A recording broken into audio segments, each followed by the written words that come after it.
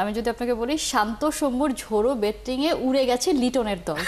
যে দুজনের ঝোড়ো ব্যাটিং তার দুজনের কেউই নেই আসলে সেটাই। আপনি যদি এটা একটা আমি মনে করি যে নিজেদের ভিতরে একটা ম্যাচ যেটা হয় আর কি, যে বাসায় একটু নিজেরা খাতাটা প্র্যাকটিস করা যে কেমন আমাদের প্রস্তুতি হচ্ছে, সেটাই এটা আসলে দুধবাতা একটা ম্যাচ, সেটা নিয়ে আমরা করবো না। বাট যে শর্টসগুলো আমরা কালকে দেখলাম, যে শান্তর দুটি ছক্কা আমরা দেখেছি, সৌম্যর অ্যাগ্রেসিভ দেখেছি, এটা কিন্তু সিলেক্টর বসে বসে দেখছিলেন। আমি জানি না তখন তার মনে কেমন লাগছিল, কিন্তু তিনি যেটা দেখতে চাচ্ছিলেন আসলে তার ন্যাশনাল স্কোয়াডের মানে ন্যাশনাল টিমের যে স্কোয়াডটা, সেখানে কিন্তু আমার মনে হয় যে তিনি একটু হতাশাই হয়েছেন। বিশেষ করে আপনি যদি খেয়াল করেন যে আপনার বোলারদের কথায় আমি প্রথমে আসি, বোলারদের কিন্তু যে সবুজ দল যে রান করেছে 200-র উপরে, সেখানে কিন্তু বোলাররা 30টার মতন 29টা ওয়াইড দিয়েছেন। মানে এই জায়গাটায় আপনি যদি একটু কন্ট্রোলের ব্যাপার থাকবে যে এই সিরিজের আগে বোলারদের এমন কেন হচ্ছে, এবং আপনি যেটা আরো একটি ব্যাপার যে তারা 200 রান চেস করার পর তাদের অ্যাটিটিউড কেমন ছিল, তাদের ব্যাটিং, এবং তারা কিন্তু 200-র ধারে কাছেও যেতে পারেনি,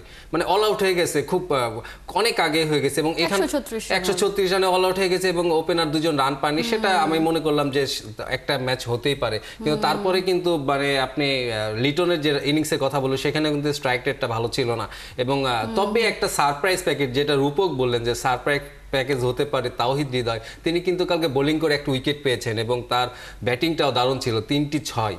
এবং জাকেরের যে ব্যাটিংটা আমি খুব দেখার আগ্রহী ছিলাম, তাকে যে হাতুড়ি বাটাল দিয়ে যে প্র্যাকটিসটা করানো হয়েছিল, তিনি ছক্কাগুলো কেমন মারেন, তার 3টি ছক্কা ছিল গ্যালারিতে গিয়ে পড়েছে। এবং কালকে কিন্তু মাঠের সীমানা একটু কমিয়ে দেওয়া হয়েছিল, এবং তাদের টার্গেটই ছিল যে কোনোভাবে ওই ব্যাটারদের ভিতর মনের ভিতর এইটা গেঁথে দেওয়া যে হ্যাঁ আমরা 200 করতে পারি। সেটা কিন্তু জাতীয় দল পরে চেস করে সেটা পারেনি, সেটাও একটি ব্যর্থতা।